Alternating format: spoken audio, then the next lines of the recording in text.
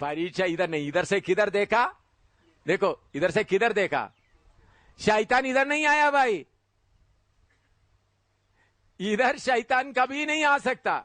आपका नजर इधर से ऊपर का परमेश्वर की ओर देखने के जगह में किसको देखा, बाहर अभी क्या हो रहा है? थोड़ा बाहर की ओर देखा, दाहिने बाएं लोग, क्योंकि बाहर का लोग आपको किधर लगता है, आपका दाहिने बाएं लगता है। हाँ, उधर में ओ शादी किया, पति पत्नी अभी बहन लोग समर्पण किया, शादी नहीं करेंगे, तो वहां देखो वो पत्नी के साथ बड़ा सेवा अच्छी तरह से कर, हालेलुया, ये अच्छा मार्ग है। या दूसरा देख रहा है, अच्छा ओ उनका मकान देखो, वो स्कूटर लेकर घूम रहा है, मोटरसाइकिल लेकर घूम रहा है, हालेलुया, कितना स्पीड से जाता है, किधर देख रहा, हालेलुया, हैं? समझ रहा है कैसा आ रहा है? तो फिर आस्था किधर आ जाता है, परम पवित्र स्थान में, इधर में जो मिलता है, इधर से मैं बाहर नहीं आऊंगा। इधर से जब बाहर आ गया तो सारे कौआ, देखो इधर देखिए ना, इधर से जब आप बाहर आ गया, सारे कौआ कुत्ता बिल्ली आपका दिमाग के सब आपको खाएगा, क्योंकि इतना देर अंदर रहा था, देख रहा था आपका ये कब बाहर आएगा, कब बाहर होता, सारे भूखा किसके पीछे पड़े रहेंगे। इसी ऐसा ही पास्टर लोग, सेवक लोग बर्बाद हो जाता है। समझ आए कैसा बर्बाद हो जाता है? इधर में आकर ले जाने के लिए शैतान पूरा कोशिश करेगा, तो आपका बाल भी लेकर नहीं जा सकता। इधर बैठकर देखता है, इधर क्या केरूबों को देखकर, केरूबों के ऊपर वास करने, परमेश्वर को देखकर स्तुति करते रहने की जगह में थोड़ा पीछे से थोड़ा देखता हूं, हालेलुया हालेलुया, पीछे थोड़ा देखता हूं, पीछे देखता हूं, उधर अच्छा रहता, चलो वो थोड़ा देख आता हूं, 2 मिनट ब्रेक, चले जाता है। बस ये ब्रेक ही लंबा ब्रेक हो जाता है। यही है असली में आपको गिराने वाला, आपको असली ऊंचे बुलावट से गिराने वाला यही है। इसे बच कर रहना। पौलुस क्या बोलता है, मैंने विश्वास का रखवाली किया, क्रायोसालाइट पत्थर, खून का सोने का जैसा पत्थर सबको मिल सकता है, नहीं मिल सकता? पौलुस बोलता है मैंने निकाली।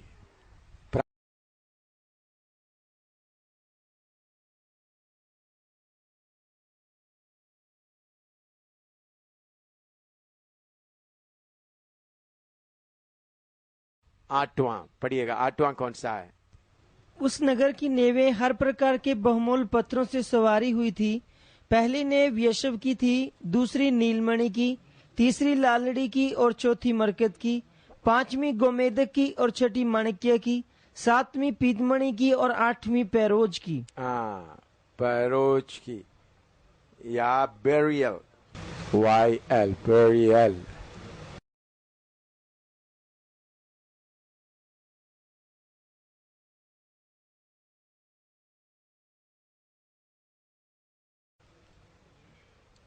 Transparent gem of bluish green.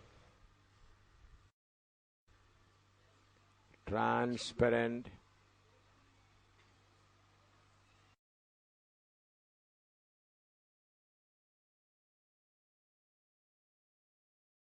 gem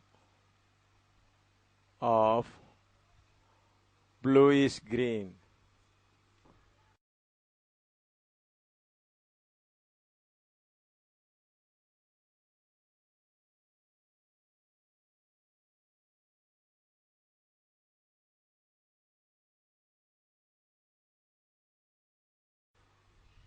Or color is color of deep sea.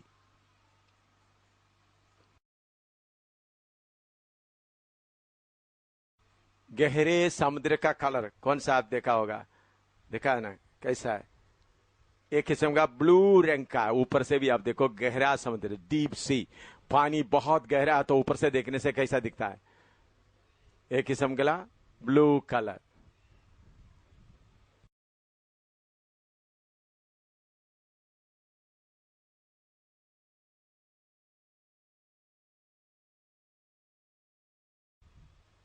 नीला नीला बता। आपने देखो गहरा पानी का, आप देखो कोई नदी का भी हो, हैं, जिधर में बहुत गहरा पानी है तो ऊपर से देखने से कैसा लगता है, एक ब्लू रंग दिखता है ना। पानी का रंग कुछ भी नहीं है देखने से, ट्रांसपेरेंट कुछ भी, लेकिन पानी बहुत इकट्ठा होते समय आप देखा होगा, कितने लोगों को देखा है जो पानी, गहरा पानी का रंग, वाटर ब्लू, बहुत गहरा, आप दूर से देखेंगे तो कैसा रहेगा, और गहरा बहुत ब्लू रंग, पीले रंग, नीले रंग देखेंगे तो आप बोलेंगे इधर में बहुत गहराई होगा, पानी डेप्थ ज्यादा होगा। जिधर में ज्यादा डेप्थ रहता है उधर में इस ब्लू इज ग्रीन। पारदर्शी का मतलब आर पार देखने वाला, आर पार देखने वाला। हाँ, पारदर्शी बोलने से वो वर्ड भी थोड़ा कठिन है। हाँ, शब्द हो ये, आर पार देखने वाला, नीला सा हरे रंग का, हाँ, नीला सा हरा मोती, आर पार देखने वाला नीला सा हरा मोती।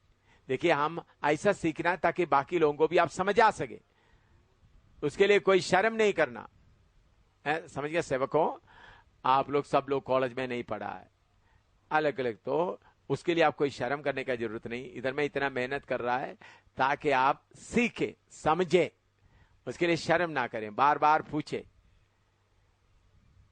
इसलिए आपको मैं सवाल पूछने का मौका देते ही रहता है। आर पार देखने वाला, या उसके लिए पारदर्शी बोलता है, पारदर्शी। सक्रिया 10 का 11, सक्रिया 10 का 11, सक्रिया चैप्टर 10 वर्स 11, सक्रिया चैप्टर 10 वर्स 11। वह उस कष्टदायी समुद्र में से होकर उसकी लहरें दबाता हुआ जाएगा और नील नदी का सब गहरा जल सूख जाएगा। देखिए, दोबारा पढ़े। वह उस कष्टदायी समुद्र, आप बोलेंगे पास्टर किधर से भी जाएगा, मोड़ मोड़ कर किधर आएंगे, कष्ट में। पहले बोलेंगे तो मोड़ मोड़ कर खुद ही में आएंगे। अभी जब से ये पत्थर का शुरू किया तो किस में आ रहा है? तो क्या करें भाई, मैं क्या करूं? खुशी का कभी इनका मुंह से निकलता नहीं है, आनंद का निकलता नहीं, हमेशा क्या है, काटना फूटना है, कष्ट का। तो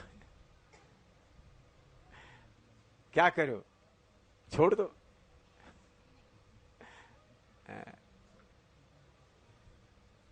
वचन ऐसा ही वचन ढूंढ के लाता है, खोटा सोना है, सोना खोटा हो गया।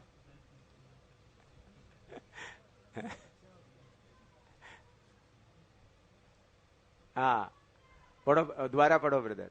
लेकिन फिर भी भाई ये गोली खाना पड़ेगा आपको, 1 महीना यही गोली खिलाते जाएंगे, खुदी का गोली और कष्ट का गोली। तो फिर उन लोग बोलेंगे फिर आपको हमको देखने को भी नहीं मिलेगा, पूरा हम क्या हो जाएंगे, इसमें गायब हो जाएंगे। हाँ, तो आप लोग कुछ लोग होते हैं तो कष्ट सहते सहते तो अड्डी अड्डी हो गए, अभी देखने के लिए भी कुछ नहीं। वह लोग बोलेंगे अब तो कष्ट सुनते सुनते, अभी जब से आ गया कष्ट सुनते सुनते, खाने को भी 1 दाल 1 चावल मिलता है, वो भी उजागर है। वो थोड़ा कुछ खा लेता है, उसका डबल निकाल देता है। क्या करूं भाई, है होकर उसकी लहरें दबाता हुआ जाएगा। लहरें, कष्टदायी समुद्र में लहरें दबाता हुआ जाना। हमारा सफर, सियोन का सफर कष्टदायी समुद्र में से है, सी ऑफ अफ्लिक्शन। सियोन का सफर कष्टदायी समुद्र, और उसमें लहरें दबाता हुआ आगे बढ़ना है। थोड़ा सा आपको विवरण देता हूं, आपको मालूम है, फिर भी थोड़ा सा उसका एक्सप्लेन करता हूं।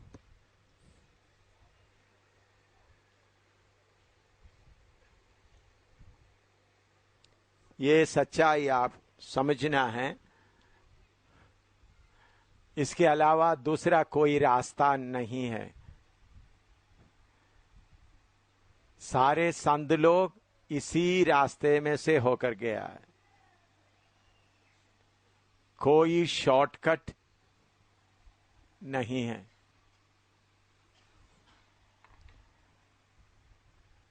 तंग मार्ग में मत्ती 7 का हम पढ़ते हैं 12-13 में, तंग मार्ग, स्ट्रेट गेट और नैरो पाथ। वो उसके साथ साथ उसी बात को कष्टदायी समुद्र, हमारा विश्वास को परखते हुए, विश्वास को टेस्ट करते हुए चलने का, वो है कष्टदायी समुद्र। हमारा सफर ये एक समुद्र है।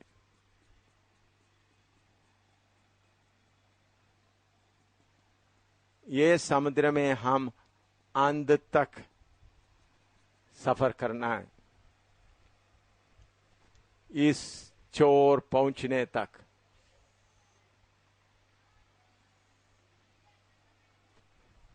तो हमारा किश्ती, हम इस कष्टदायी समुद्र में एक छोटे किश्ती है, एक छोटे किश्ती। सफर शुरू करते वक्त उसका बैनर वगैरह, आप लोग किश्ती देखा होगा, एक एक किश्ती को अपना नाम वगैरह, बोट अपना नाम, अपना सब कुछ, रस्सी वगैरह देखने से, देखने से बोट ऑफ होप, एक एक का बोट का अपना नाम वगैरह लगा के चलते हैं। तो चलते समय में जरूर समुद्र में क्या आता है, तूफान आकर कभी इतना बड़ा क्या लहरें आता है। मुझे समुद्र में लहरों के बीच में चलना बहुत अच्छा लगता है, लेकिन इधर में नहीं। मैं जब कभी जगह जगह मौका मिलता है, चाइना में जाएं, फिलीपींस में जाएं, केरला में जब मौका मिलता है उधर में जाते वक्त, तो लहरें आते समय में और लहरों के ऊपर से ऐसा जाना बहुत अच्छा लगता है। लेकिन जिसको मालूम नहीं है उसको क्या होगा, बहुत परेशानी। लहरों के ऊपर चलने से क्या, उसको आपको मालूम होगा तो क्या होता है, फ्री में ऊपर जाएगा, फिर ऊपर से नीचे को आते वक्त एक मजा लगेगा, है? चलते वक्त आराम से। कभी फ्री में बहुत दूर तक ले जाएगा, फिर वापस आना बहुत मुश्किल भी होता है। लेकिन जिसको पानी के ऊपर लेट कर ऐसा एडजस्ट करने के लिए आता है तो उनको बहुत है। मुझे बहुत अच्छा लगता था, क्या कि हम पानी के ऊपर आराम से लेटते रहेंगे, सोचते रहेंगे, पानी ऊपर चलता है। काफी अच्छी तरह सोचने के लिए मौका होता है। लेकिन जिसको एक्सपीरियंस नहीं है पानी का, क्या हो जाएंगे उसमें, पूरा पानी में परेशान हो जाएंगे। तो अभी देखिए, ये लहरों के साथ तूफान आता है। ये लहरों को कौन लेके आता है, तूफान आकर पानी को क्या करता है, ऊपर उठाता है। तो लहरें, तो बोट इसके ऊपर आ गया, इसके ऊपर आ गया तो बोट क्या हो गया, इसके बीच में, पानी के बीच में भी आएगा। तो बड़ा बड़ा जो दिखाई देने वाला सब क्या होगा, टूट जाएगा। फिर उसके बाद थोड़ा आ गया, फिर कभी आएगा इतना ऊंचा लहरा,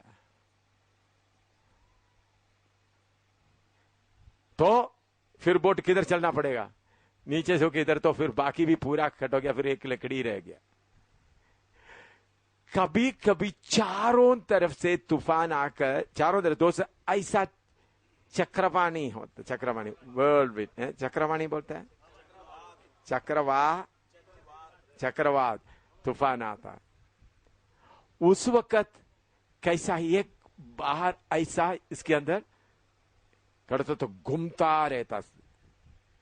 ऐसा समय में अगर बचना है तो अपना एंकर डालना है। आपने मालूम है तो एंकर में टाइट भी नहीं बांधना, एंकर में एंकर अलावेंस करके, हैं, लंगर क्या चीज है, इधर से पानी में नीचे आकर इधर में मिट्टी होगा या पत्थर होगा, इधर में लगता है। 2 एंकर, कम से कम 2 एंकर लगा देना, ताकि बोट उस तरफ को जाएगा तो ये एंगर खींचेगा, इस तरफ को जाएगा तो ये एंगर डालकर क्या कर सकता है, लेकिन एंगर टाइट बांधने से डूब जाएगा, तो एंगर के ऊपर चलना है, तभी बोट बचेगा। कष्टदायी समुद्र में लहरों को कैसा करते जाना, दबाते हुए जाना। बहुत लोग ये समुद्र देखते हुए क्या करता है, डर कर बोट इधर इधर में लगाकर, इधर में अच्छी तरह से खंबे लगाकर क्या करेंगे, इसमें बांध कर अच्छी तरह से। Hallelujah, praise the Lord. मैं भी सफर कर रहा हूं, लेकिन किधर, किनारे पे बांधे हुए सफर कर रहा है, लेकिन बांधा हुआ किधर, इसको कोई नुकसान नहीं होगा, उनका नाम भी उधर रहेगा, लेकिन इधर से खोल दिया तो भाई तो इब्रानी 6:19 पढ़िएगा, इब्रानी 6:19।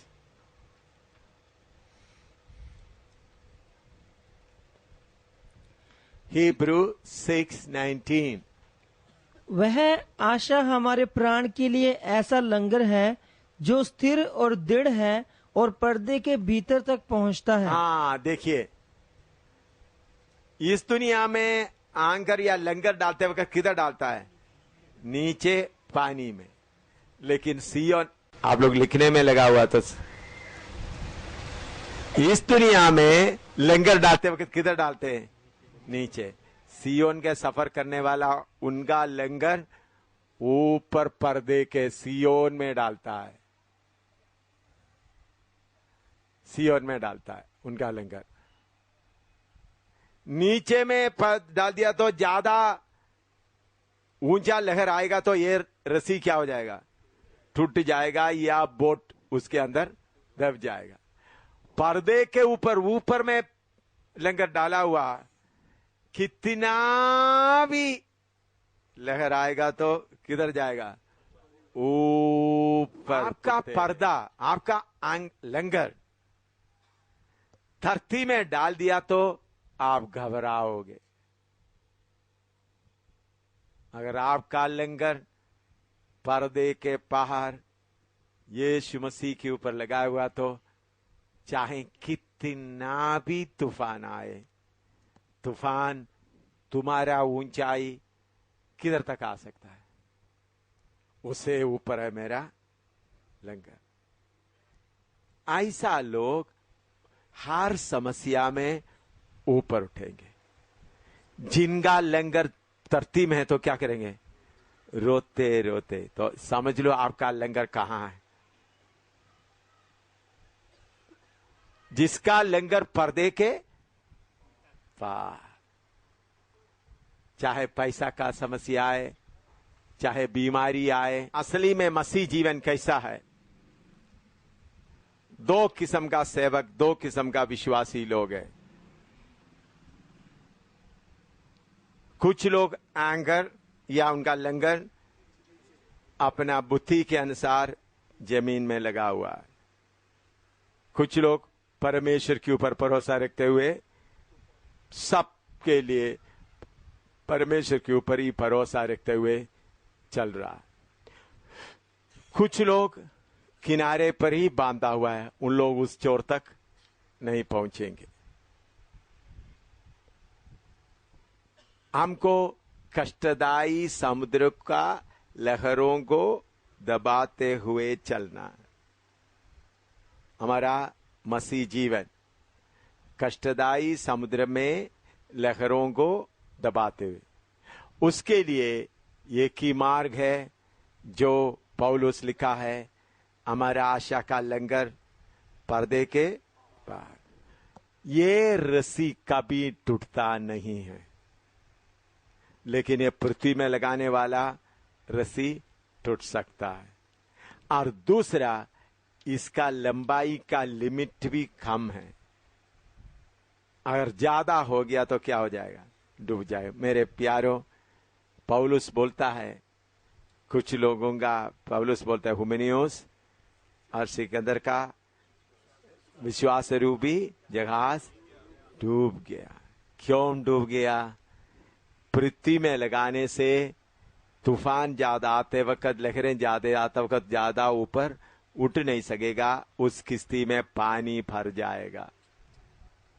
मैं आपको बताता हूं, बड़े बड़े सेवक लोग, महान सेवक लोग, यहां तक बिल्ली ग्राम, बड़े बड़े सेवक लोग पृथ्वी में उनका टीम के ऊपर करने के कारण, प्रेसिडेंट ऑफ अमेरिका बाकी लोगों को खुश करते हुए चलने के कारण किश्ती में पानी आ गया, डूब गया। बोलने में दुख है, लेकिन उन लोग दुनिया में अच्छा नाम कमाया, लेकिन जो लोग दुनिया में अपना लंगर लगाता है, जरूर उनके किश्ती में पानी आएगा और डूब जाएगा। सेवा के लिए मैंने खुद ट्रेनिंग देकर खड़ा किया बड़े बड़े सेवक लोग, आज हमारा बीच में नहीं है। डूबा हुआ पठानकोट में देखो, जलंधर में देखो, मोगा में देखो, लुधियाना में देखो, चंडीगढ़, अंबाला, जगह जगह में बड़ा बड़ा किश्ती है, बड़ा बड़ा जहाज है। अलवर में देखो, राजस्थान अलवर, दिल्ली में भी है, अभी किधर पड़ा हुआ है, इतिहास बन गया, डूब कर पड़ा हुआ है, क्योंकि उनका लंगर किधर आ गया था। पहले इसमें मेरे साथ चलते चलते सीखा, लेकिन उनको मालूम हो गया ये तो इधर उधर जमीन पे थोड़ा कुछ लगेगा, थोड़ा देखने के लिए कुछ है। लेकिन मेरे प्यारों, अगर आपका लंगर यीशु मसीह के ऊपर ही सिर्फ बने रहे, कितना भी तूफान आए, आप ऊपर को उठते रहेगा, आपका किश्ती कभी नहीं डूबेगा, आपका किश्ती में पानी नहीं आएगा। अगर आपका लंगर पृथ्वी में लगाया तो आपका किश्ती में पानी आ जाएगा, आप डूबेगा, नीचे को जाएगा। हमारे सामने ही कितने बड़े बड़े सेवकों का हम देखते हैं। तो मैं आपसे विनती करता हूं, आपका किश्ती का लंगर किधर है? ऊपर। अभी ये रस्सी क्या है? होशिया 11 का 4 पढ़िएगा। होशिया 11 का 4। होशे 11 का 4। होशिया 11:4। हाँ। मैं उनको मनुष्य जानकर प्रेम की डोरी से खींचता था। प्रेम की डोरी, God of love, God of love.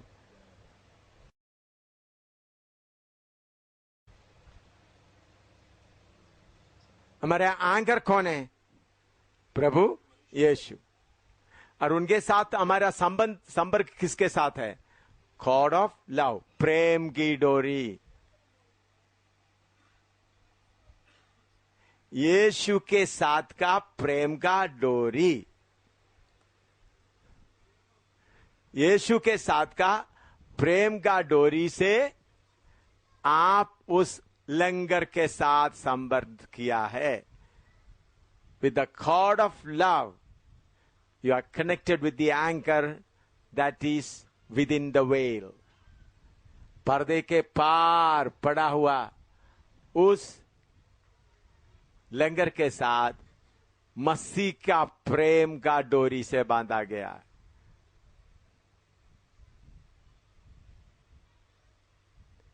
मसीह का प्रेम। दूसरा कोरिन्थी 5 का 14, 2 Corinthians 5:14।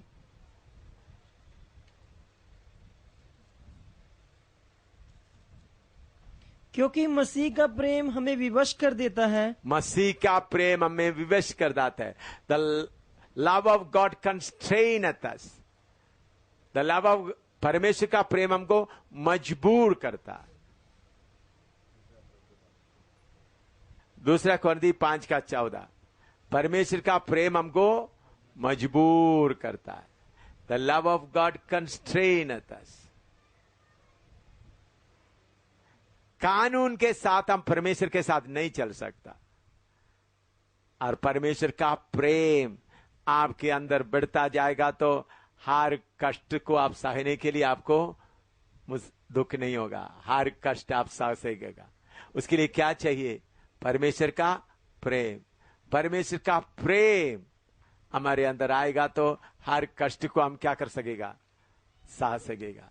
नहीं तो कष्ट सहना मुश्किल होगा। परमेश्वर का प्रेम, the love of God constraineth अस। रोमी 8 का 35 से लेकर 39 तक। Romans 8:35 to 39। Romans 8:35 to 39।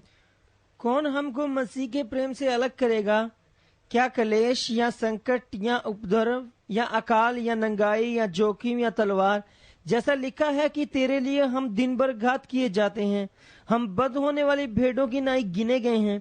परंतु इन सब बातों में हम उसके द्वारा जिसने हमसे प्रेम किया है जयवंत से भी बढ़कर हैं। क्योंकि मैं निश्चय जानता हूँ कि ना मृत्यु, ना जीवन, ना स्वर्गदूत, ना प्रधानताएं, ना वर्तमान, ना भविष्य, ना सामर्थ, ना ऊंचाई, ना गहराई, ना कोई और सृष्टि हमें परमेश्वर के प्रेम से जो हमारे प्रभु मसीह यीशु में है अलग कर सकेगी। मेरे प्यारों, कष्टदायी समुद्र में हम सफर करते समय में अगर आपका मन मसीह प्रेम से भरा हुआ रहेगा तो फिर आपको एक कष्ट सहना कोई मुश्किल नहीं होगा। परमेश्वर का प्रेम के द्वारा ही हम इन कष्टों को सह सकता है।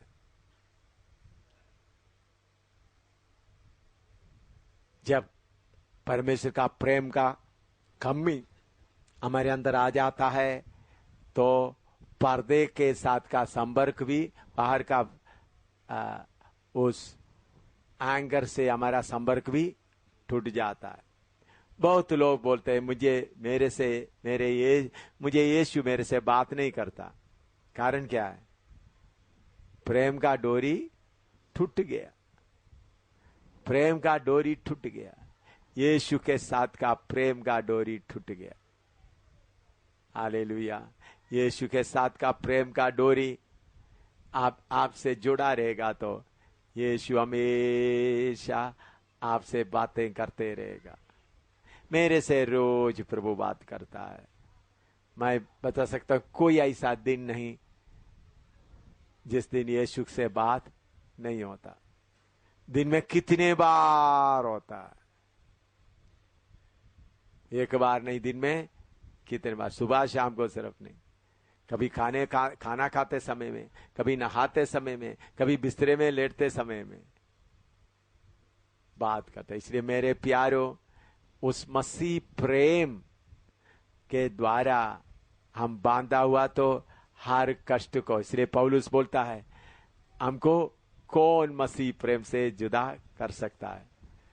हमको बत होने वाला बेड़ों की नहीं गिना जाता। ये सब आपको मालूम है, बहुत बार इसका एक्सप्लेन किया हुआ है, तो एक्सप्लेन किया हुआ बातों को दोबारा एक्सप्लेन करने का जरूरत नहीं। हालेलुया। चाहे चारों तरफ से तकलीफ आ जाए, मेरे प्यारों, हमारे अंदर वो प्रेम हमको क्या करते रहे? मजबूर करता रहे। ये वचन आपको मालूम है, प्रेम के बारे में बहुत बार सिखाया है, तो इसलिए उसका बोलो सिखाया है, हाथ खड़ा करो जितने लोगों को मालूम है। ठीक है, तो फिर मैं उधर में ज्यादा जो सीखे हुए बात के ऊपर ज्यादा समय खर्च करना नहीं चाहता। 2 कोरिन्थी 4:17 पढ़िएगा। 2 कोरिन्थी 4:17।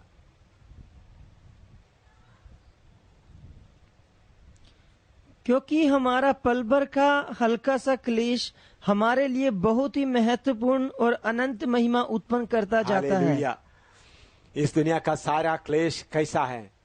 पल पर का हल्का सा, पल पर का हल्का सा। हालेलुया।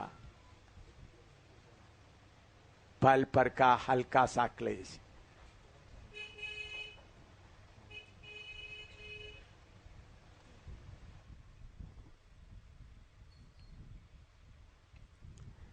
मैं एक छोटा सा शैतान मुझे डराया हुआ 1-2 बात मैं आपको बताना चाहता हूं। शैतान मुझे ऐसा डरा रहा था, देखो तुमको पकड़कर तुम्हारे आंखों में, दोनों आंखों में बड़ा बड़ा की लगाकर जमीन में डाल देगा तो क्या करेगा? तुम अभी बहुत, मुझे बोल रहा था तुम हमारा जगह सब देख लेता है, ऐसा देख लेता है, इसलिए तुमको पकड़कर बड़ा लंबा कील ऐसा तुम्हारे दोनों आंखों में लगाकर जमीन में लगा देगा, क्या करेगा? शुरू में मुझे थोड़ा सा ये बात सुन, शैतान का ऐसा वाद विवाद होता होगा, थोड़ा सा दुख सा लगा, ऐसा होगा। तो मैंने बोला कोई बात नहीं, तुम इस आंख को कर सकता है, मेरा पीदरी मनुष्य का आंख को तो कुछ नहीं कर सकता। ये बोलते समय मुझे बहुत आनंद आया। शैतान कौन सा बोला तुमको पकड़, तुम अभी हमारा जगह सब देखे ऐसा करते, तुम्हारे आंख को क्या करेंगे दोनों। फिर बोला तुम्हारा जीव, तुम बहुत बोलता है हमारे खिलाफ, तुम्हारा जीव पूरा कीन के कर क्या करेंगे, काट देंगे। तो फिर कहां प्रचार करेगा? मैंने बोला फिर प्रचार करने का जरूरत नहीं, इशारा में बदारी आ जाएगा। इशारा में क्या आएगा? आग निकलेगा। हालेलुया। मेरे प्यारों, ऐसे शैतान बहुत बार हमको क्या करता है, डराने की कोशिश करता है। उस वक्त हम किस बात में खड़ा हो सकता है? परमेश्वर का उस प्रेम, मसीह प्रेम से जब हम बांधा हुआ रहे, मसीह प्रेम से बांधा हुआ रहे, तो हर तकलीफ को हम क्या कर सकता है? सामना कर सकते हैं। तो मसीह प्रेम हमको कैसा मिलता है आपको मालूम है? रोमी 5:5 पढ़िएगा। रोमी 5:5। आशा से लज्जा नहीं होती, क्योंकि पवित्र आत्मा जो हमें दिया गया है उसके द्वारा परमेश्वर का प्रेम हमारे मन में डाला गया है। परमेश्वर का प्रेम, मैंने आपको अगापे प्रेम, फिलेयो प्रेम, इरोस प्रेम सब पढ़ाया है ना? कितने लोगों को मालूम है अगापे फिलेयो? ठीक है, फिर उसको दोबारा बताने का जरूरत नहीं। तो परमेश्वर का प्रेम, पति पत्नी का प्रेम नहीं, लड़की लड़का का प्रेम नहीं, परमेश्वर का अगापे प्रेम हमको क्या करता है? अगापे प्रेम मजबूर करता है। वो अगापे प्रेम कहां से मिलता है हमको? परमेश्वर की आत्मा से। प्रभु जब आपको मालूम होता है, देखिए प्रभु तेरे साथ का संपर्क थोड़ा टूटा हुआ लग रहा है, पवित्र आत्मा मुझे प्रेम का डोरी थोड़ा ज्यादा दो, ताकि मेरे यीशु के साथ मैं बांधता रहूं। हालेलुया। उन्होंने हमको प्रेम की डोरी से खींचने दो। प्रभु मुझे प्रेम के डोरी से बांधकर खींचते रहे। हालेलुया। जब आप प्रेम का डोरी से बांधा हुआ है, तो कितना भी तूफान आए, आपको जिंदा जलाए, कोई परवाह नहीं। जिंदा जलाने से भी कोई परवाह नहीं। हालेलुया। मसीह प्रेम, पवित्र आत्मा के द्वारा और मसीह का प्रेम, ऐसा प्रेम से हम बांधा हुआ चलेगा तो कैसा रहेगा? प्रभु से हम कभी जुदा नहीं हो सकेगा।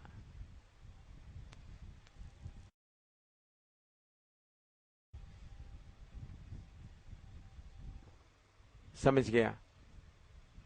तो ये प्रेम का पत्थर, इस पत्थर का नाम क्या है? बेरियल, पेरोजा है, पेरोजा, पेरोज का पत्थर, ये प्रेम का पत्थर है। इसका दूसरा नाम क्या है? Stone of love, god's love. मुझे आगे ले जाने वाला बात सिर्फ यही है, परमेश्वर का प्रेम क्यों बिना आराम करते हुए सेवा करता है, क्यों भागते हुए, रेस्ट लेने के समय में भी भागते हुए करता है। परमेश्वर का प्रेम मजबूर करता है, ताकि हिंदुस्तान के कोने कोने तक, नेपाल का कोने कोने तक, दुनिया की कोने कोने तक प्रभु का कार्य चलता रहे। हालेलुया। परमेश्वर का प्रेम मजबूर करता है। इसमें काफी और बताने का जरूरत नहीं है, क्योंकि बाकी अगापे प्रेम का गहराई 1 कोरिन्थी 13 अध्याय और प्रेम, तीन प्रेम का अलग अलग विवरण आपको बहुत दे चुका है। इसलिए वो बात सब आप इससे जोड़ देना, क्योंकि ये सब आपको पहले ही दे चुका है।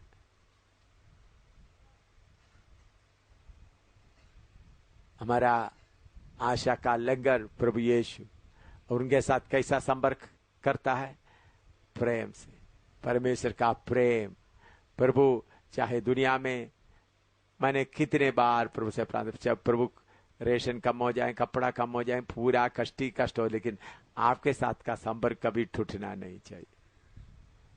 आपके साथ का संपर्क कभी टूटना नहीं चाहिए। मेरे प्यारे, हमेशा ओ यीशु का प्रेम से, तो कष्टदायी समुद्र में कैसा आप चल सकता है?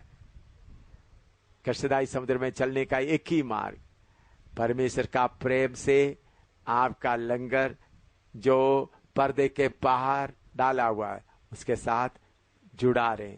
दुनिया की किसी बातों के ऊपर आप भरोसा रखकर करेगा तो पानी भर जाएगा, आपका किश्ती डूब जाएगा। अच्छा, तो पास के पास जाने के पहले मैं एक सवाल पूछना चाहता हूं। ये समुद्र में सफर करते आगे जाने वाला जाते जाते बढ़ता है या घटता है? हाँ, ये याद रखना। पहले बड़ा बोट बनकर सफर शुरू कर दिया, एक एक तूफान में कुछ ना कुछ टूटकर गिर जाता है। बाद में एक छोटा सा लकड़ी उधर पहुंचेगा। ये नोट करके रखना आप। सफर शुरू करते वक्त बड़ा किश्ती है, बड़ा नाम, लेकिन एक एक तूफान आते आते आते कुछ ना कुछ तोड़ देता है। आखिरी में वो समुद्र के आखिरी में क्या पहुंचेगा? एक छोटा सा टुकड़ा। डूबेगा नहीं, एक छोटा सा टुकड़ा उधर पहुंचेगा। वही है पौलुस। वो छोटा सा टुकड़ा जेल खाने में पड़ा है। क्या उनको मार डालते समय में उनको जय मसीह की बोलने के लिए कोई था? कोई भी नहीं था। हमारा प्रभु यीशु को क्रूस पर लटकते समय में एक गिलास पानी मांगा तो देने के लिए भी कोई नहीं था। पतरस का भी हालत ऐसा था। तो याद रखे, जो इस समुद्र में सफर करता है उनके अंत के समय में कोई साथ नहीं रहेगा। आजकल आप बहुत बड़े बड़े पास्टरों को देखते हैं, मरते समय में इतने बड़े बड़े लोग मिलकर के बड़ा प्रोसेशन में ले जाता है। यह जय पाया हुआ संत लोगों का निशान नहीं है। जय पाया हुआ संत लोग इस दुनिया छोड़कर जाते समय में कोई साथ नहीं होगा। यह अच्छी तरह नोट करके रखें। जिन्होंने हर तूफान को सामना करते हुए, हर लहरों को सामना करते हुए जाता है, लेकिन उनको स्वीकार करने के लिए हजारों स्वर्गदूत होंगे। दुनिया की तौर पर स्वीकार करने के लिए कोई नहीं होगा, बल्कि हजारों स्वर्गदूत। मैंने इसके पहले एक अफ्रीका में जाकर आया हुआ एक मिशनरी का मैंने पहले आपको सुनाया है। कितने लोगों को याद है वो? हाँ, जो और अमेरिकन प्रेसिडेंट किनारे में पहुंच गया तो बहुत लोग था, लेकिन यह मिशनरी जब अपने अमेरिका में पहुंचते समय उनका सूटकेस भी उठाने के लिए कोई नहीं। तो उन्होंने पूछा, प्रभु मैं इतने साल कष्ट उठाया, मुझे कोई नहीं। तो प्रभु ने बोला, अमेरिकन प्रेसिडेंट अपना घर में आ गया, तुम जब तुम्हारा घर में आएगा मैं और सारे स्वर्गदूत मिलकर तुमको स्वीकार करूंगा। हालेलुया। इसलिए मेरे प्यारो, याद रखना, जैसा आप सफर शुरू करते जाता है दुनिया में आपका नाम खटता जाएगा। आपका नाम, जो मसीह लोग आपस में प्रेम करेंगे जानेंगे, जो मसीह प्रेम में बांधा हुआ है, बाकी लोग क्या करेगा जानेगा नहीं।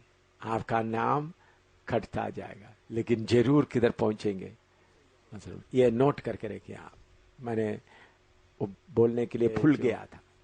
मसीह प्रेम से बांधा हुआ जाता है, दुनियावी तौर पर कटता जाएगा, उनका इज्जत करता जाएगा, नाम करता जाएगा, हर बात करता जाएगा। They will decrease not increase, but when they reach on the other shore they will be in fullness of Christ.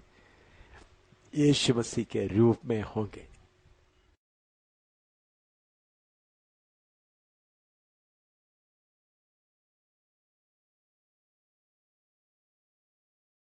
Ninth one, topaz.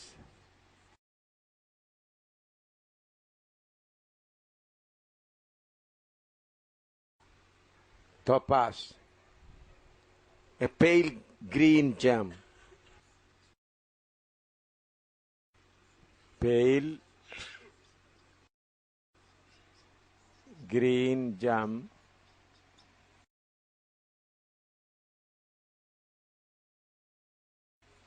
Gem with a mixture of yellow.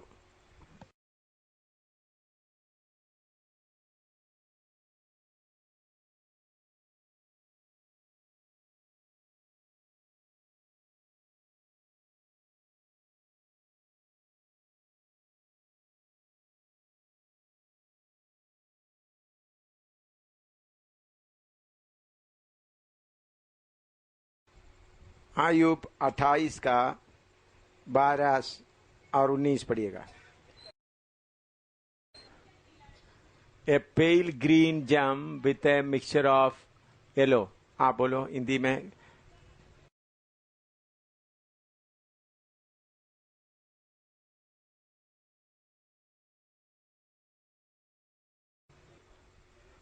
हल्के हरे रंग, हाँ हल्के,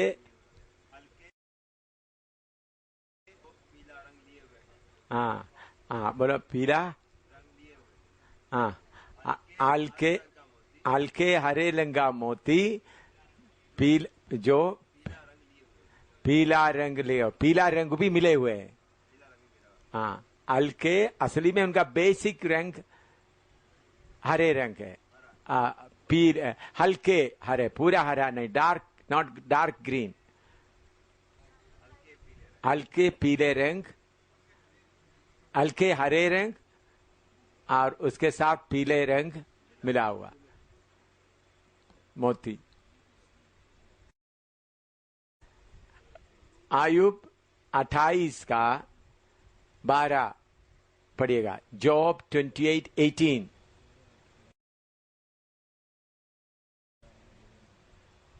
मुंह 28 का 12, 18 नहीं, 28:12। परंतु जॉब 28:12। परंतु बुद्धि कहाँ मिल सकती है, हाँ। और समझ का स्थान कहाँ है। हाँ 19 भी पढ़िएगा। कूश देश के पदराग उसके तुल्य नहीं ठहर सकते। हाँ देखिए, ये तोपाज को फेमस ऑफ इथियोपिया, राजा अपना देश का बुद्धिमान लोगों को देता है।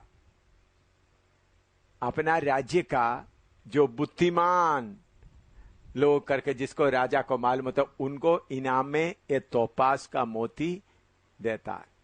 So given by the king to the wise man of the kingdom, given by the king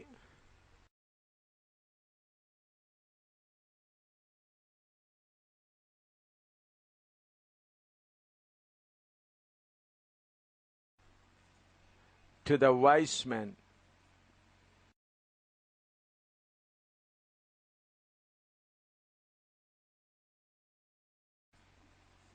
of the kingdom.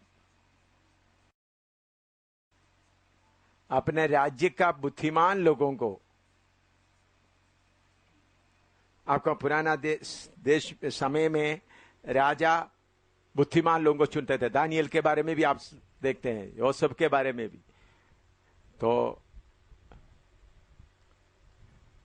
Ethiopia क्या टोपास बहुत फेमस होता है, आयुब में लिखा है इथियोपिया, खूस देश का है ना, उधर में लिखा है खूस देश या इथियोपिया। इथियोपिया का टोपास बहुत बहुत फेमस होता है, इथियोपिया का topaz. Given by the king to the wise man of the kingdom. अपना देश के बुद्धिमान लोगों को राजा देता है, इनाम में देता है, अपने राज्य का बुद्धिमान लोगों को। जिसको तोपास मिला है बोलेगा बड़ा बुद्धिमान है, राजा उनको इनाम में देता है।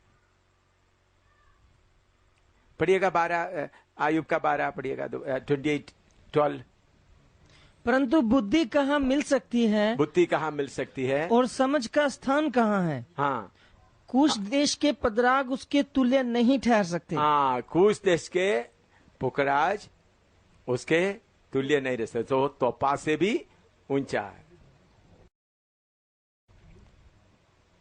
फेमस तोपास किधर होता था, कुश से। इथियोपियन तोपास लिखिए, इथियोपियन तोपास। मैं लिखता हूं इथियोपियन तोपास, फेमस।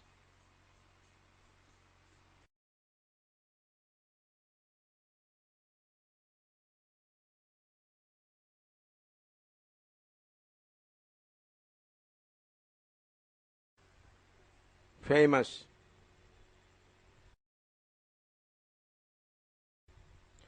एफेसी 1:7-8, एफेसियंस 1:7-8, एफेसी 1:7-8, एफेसियंस 1:7-8। हमको उसमें उसके लहू के द्वारा छुटकारा अर्थात अपराधों की क्षमा उसके उस अनुग्रह के धन के अनुसार मिला है, जिसे उसने सारे ज्ञान और समझ सहित हम पर बहुतायत से किया। सारे ज्ञान समझ सहित बहुतायत से किया है।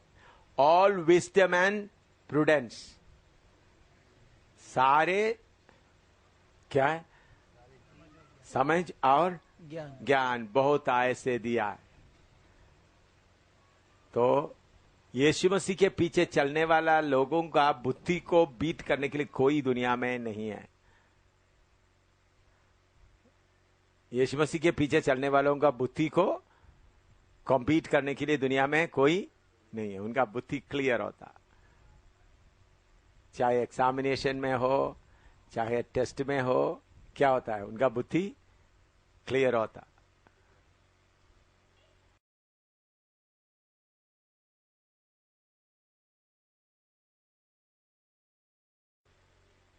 उनको कोई बीट नहीं कर सकता।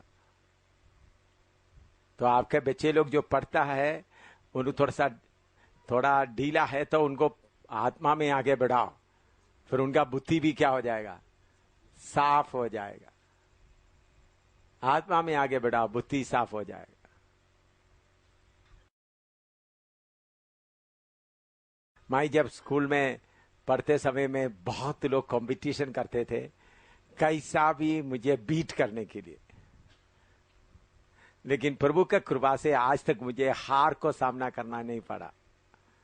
कहीं भी फेल का एक घटना, मैं प्रभु का बहुत धन्यवाद देता हूं, ना स्कूल में ना कहीं भी फेल डे करके एक बार भी मौका हुआ नहीं।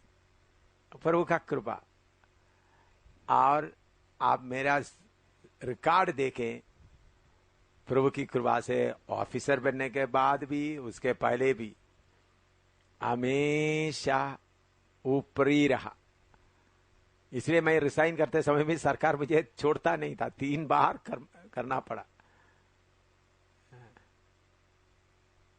तो आप हमारा जैसा आत्मा पाया हुए लोग हैं, जैसा बुद्धि और किसी को भी नहीं है। जैसा दानियल, जोसेफ, ऐसा आप भी अपना बच्चों को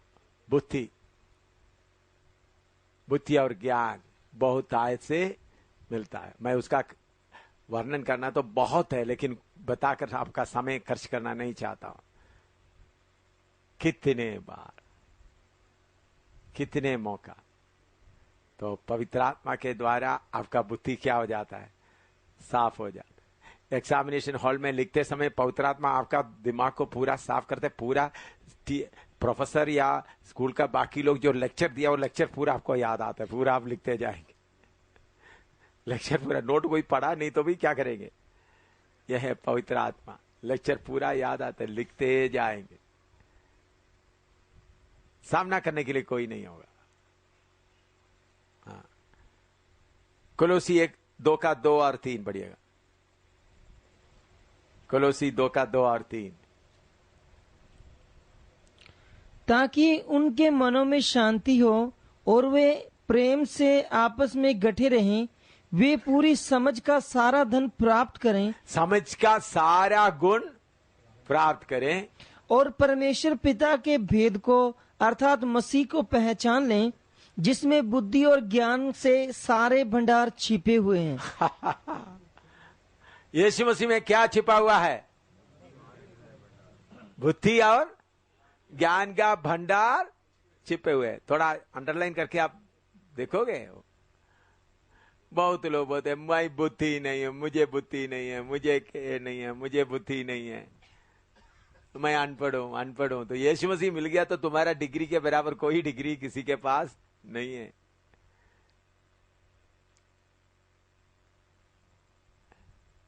देखो भाई, मैं अमेरिका में पास्टरों को, बड़े बड़े पास्टरों का कॉन्फ्रेंस में उनको सिखाते समय से उन लोग बाद में आकर पूछते हैं आप कितना पीएचडी लिया हुआ है, कितना सब्जेक्ट का, किधर से। मैंने बोला आज तक नर्सरी पास नहीं हुआ, फिर पीएचडी का बात क्या है।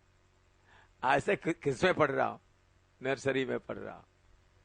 लेकिन चाहे पॉलिटिकल लोग आए, सारे कोई भी लोग आए, यीशु मसीह में बुद्धि का, दोबारा पढ़ो वचन, ताकि उनके मनों में शांति हो और वे प्रेम से आपस में गठे रहें, वो पूरी समझ का सारा धन प्राप्त करें और परमेश्वर पिता के भेद को अर्थात मसीह को पहचान लें, जिसमें बुद्धि और ज्ञान से सारे भंडार छिपे हुए हैं। कितने पास लोग उसके ऊपर अंडरलाइन किया, थोड़ा देखिए। Are all the wisdom, all the treasures of wisdom and knowledge, in whom are hid all the treasures of wisdom and knowledge.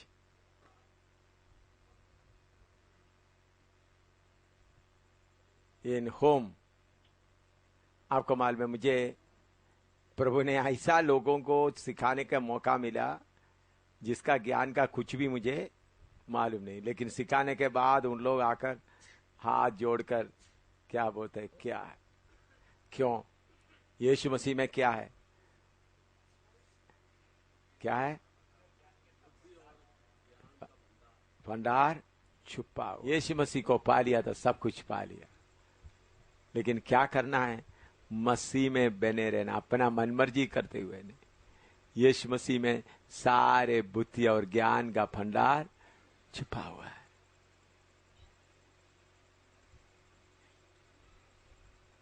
लेकिन हम लोग क्या करते हैं, बहुत लोग अपना बुद्धि इस्तेमाल करना शुरू करता है।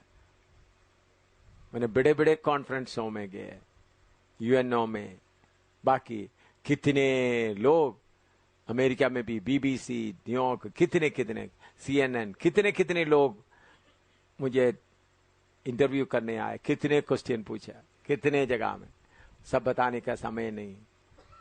तो किसी को भी जीत नहीं सका। क्यों? यीशु मसीह में क्या है, बुद्धि और ज्ञान का भंडार। बड़े बड़े ज्ञानी आएगा तो आपके सामने वो कुछ भी नहीं। आत्मा का भरपूरी, उनका सवाल का सारे जवाब। मैं आपको बताया, मैं प्रभु की कृपा से मैं बताता हूं, परमेश्वर की कृपा से हर बुद्धिमानों को कुटना टिकाने के लिए प्रभु ने आज तक कृपा दिया। मेरा बुद्धि से नहीं, मेरा बल से नहीं, ये वचन यीशु मसीह में। ठीक है ना रमेश? हैं? यीशु मसीह में क्या है? ज्ञान का भंडार छुपा। अच्छी तरह आप लोग अपना बाइबल में नोट करें, अच्छी तरह। बुद्धि और ज्ञान छुपा हुआ है। पहला कोरिन्थी 31, पहला कोरिन्थी 31, फर्स्ट कोरिन्थियंस 1:30। परंतु उसी की ओर से तुम मसीह यीशु में हो, जो परमेश्वर की ओर से हमारे लिए ज्ञान ठहरा, अर्थात धर्म और पवित्रता और छुटकारा। परमेश्वर के तौर से प्रभु यीशु मसीह हमारे लिए ज्ञान ठहरा है। तो हमारे जैसा ज्ञानी कोई नहीं है। आपको मालूम है, यीशु का चेले लोग, सारे इस्राएल के बड़े लीडर लोग, धर्म का ठेकेदार लोग सवाल पूछा तो उन्होंने उन लोग का जवाब देकर बाद में उनके बारे में उन्होंने क्या बोलते हैं, ये अनपढ़ लोग हैं, फिर भी उनको ये बात मालूम हो गया ये यीशु के साथ थे। उनका बुद्धि, उनका ज्ञान देकर उन लोग क्या हो गया है? तो आपके सामने मेडिटेशन वाला आए, सत्संगी वाला आए, कोई भी आए, पवित्र आत्मा के द्वारा आपके अंदर का बुद्धि को खोलते जाते जाओ,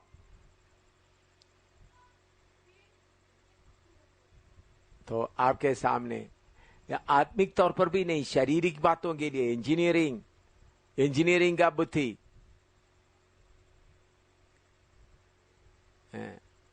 हर समय हर बात का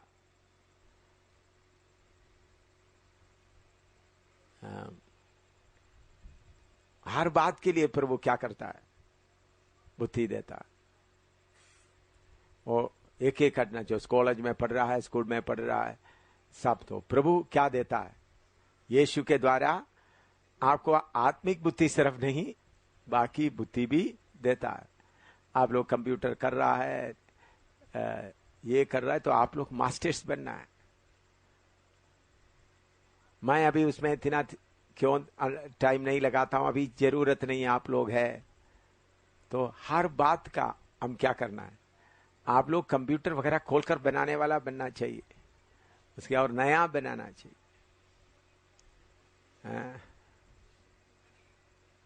बुद्धि प्रभु के द्वारा आपको क्या मिलता है? हर तरह का बुद्धि मिलता है, इंजीनियरिंग का भी हो, किसी का भी हो। ये नहीं सिर्फ वचन पढ़ने का बुद्धि नहीं, गाड़ी का हो, जो आपने देखा नहीं आप इस्तेमाल किया, ठीक है, अभी आपको मिल गया, चलो छोटा सा मिला, अभी इसको, ये लोग इसको बनाने के लिए कितना बुद्धि लगाता है, तो आपको उसको मरम्मत करके उसका गड़बड़ करने के लिए भी बुद्धि आपको आराम से मिल जाएगा। बुद्धि का भंडार। ये नहीं तो भाई मुझे मैं स्कूल में नहीं गए, ऐसा बोलकर नहीं रहना। सारा बुद्धि प्रभु में, सारा बुद्धि क्या है? तो दुनिया को आप क्या करना है? हाँ, जो कोई चीज आपको मोटा दिख रहा है, आपको दिखाई नहीं देता, उसको क्या करना? प्रभु मुझे बता दो क्या करना है। प्रभु आपको क्या करेगा? बताएगा। ऐसा आप बुद्धि, जो चीज आपने देखा ही नहीं है। ऐसे कितने बार मैंने वो एक एक घटना बताएगा तो बहुत टाइम होगा, तो इसलिए वो घटना बताने नहीं चाहता हूं। कितने बार मेरे इंजीनियरिंग लाइफ में, मिलिट्री लाइफ में, स्कूल लाइफ में, कितने बार। तो बुद्धि का भंडार किसके अंदर है? हालेलुया। आजकल जब हम ये दुनिया की बातें, एक एक बड़े बड़े बातें, पॉलिटिकल बातें आते समय में पास्टर लोग अनजान बनकर नहीं रहना, मुझे तो मालूम नहीं। मैं आपको दोबारा चेतावनी देता हूं, पेपर भी पढ़े। आज भी मैंने देखा स्वर्ग का सीडी बना रहे, स्वर्ग में जाने वाला सीडी इंडिया टीवी में आ रहा था दोपहर को भी। देखा सीढ़ी बना रहे, लिफ्ट बना रहे, किधर ले जाने का? स्वर्ग में ले जाने का। मनुष्य कितना कितना कुछ करता है। तो यीशु मसीह में सारे बुद्धि का बढ़ना। बहुत बार विश्वासी लोग क्या से, वो तो स्कूल का, कॉलेज का, वो तो शैतान का, मैं क्या करूं? भाई यही शैतान का नहीं, सारे भंडार किसका है? प्रभु का है। स्कूल का, कॉलेज का, ठीक है। आपको इंग्लिश नहीं आया तो, हिंदी नहीं है तो बुद्धि है ना, बुद्धि, आपका बुद्धि तेज हो जाएगा, बुद्धि तेज हो जाएगा। कौन सा काम कैसा करना है, कौन सा काम कैसा करना, आपका सामना करने के लिए कोई नहीं होगा। कि इतना बुद्धि प्रभु देता है। याकूब 3:12 पढ़ो।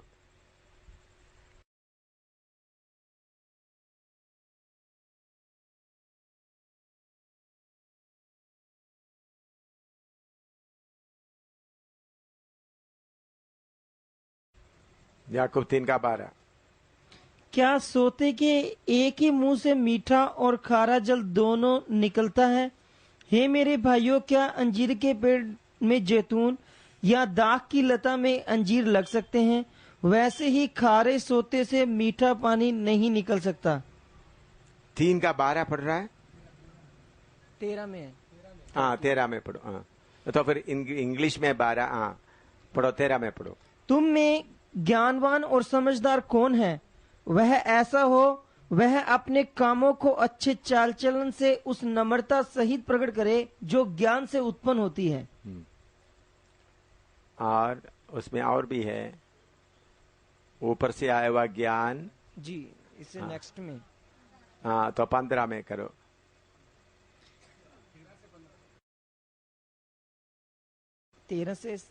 13 से 15 तक करो। फिर तुम में ज्ञानवान और समझदार कौन है? जो ऐसा हो वह अपने कामों को अच्छे चाल चलन से उस नम्रता सहित प्रकट करे जो ज्ञान से उत्पन्न होती है। पर यदि तुम अपने अपने मन में कड़वी डाह और विरोध रखते हो तो सत्य के विरोध में घमंड न करना और न तो झूठ बोलना। यह ज्ञान वह नहीं जो ऊपर से उतरता है, वरन सांसारिक और शारीरिक और शैतानी है। इसीलिए कि जहाँ डाह और विरोध होता है वहाँ बखेड़ा और हर प्रकार का दुष्कर्म भी होता है। पर जो ज्ञान ऊपर से आता है वह पहले तो पवित्र होता है, फिर मिलनसार, कोमल और मृदु भाव और दया और अच्छे फलों से लदा हुआ, पक्षपात और कपट रहित होता है। हाँ तो आप उसमें लिखें 12 से 15, 16 तक, 17 तक। हाँ 13 से 17 तक।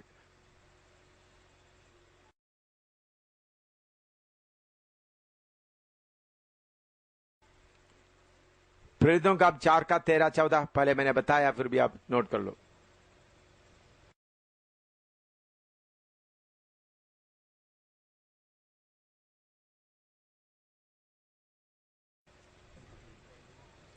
प्रेरितों काम 4 का 13 और 14 पढ़ो। जब उन्होंने पतरस और यूहन्ना का हियाव देखा और यह जाना कि ये अनपढ़ और साधारण मनुष्य हैं तो अचंभा किया। फिर उन्होंने पहचाना कि ये यीशु के साथ रहे हैं। हाँ तो यीशु के साथ रहने वालों के पास क्या होता है? इतना ज्ञान होता है। प्रेरितों का 6 का 10। परंतु उस ज्ञान और उस आत्मा का जिससे वह बातें करता था वो सामना ना कर सके। ये स्तिफनुस के बारे में, दोबारा पढ़ो। परंतु उस ज्ञान और उस आत्मा का जिससे वह बातें करता था वे सामना ना कर सके। हालेलुया। स्तिफनुस क्या करता था? मेष में खाना बांटता था। उनका ज्ञान को कोई सामना नहीं कर सका। हालेलुया। मेरे प्यारों, ज्ञान इस दुनिया में बढ़ते समय में आप ही प्रभु के नजदीक में रहकर ज्ञान से भर जाएं, ताकि आपका ज्ञान का सामना करने के लिए कोई ना आए।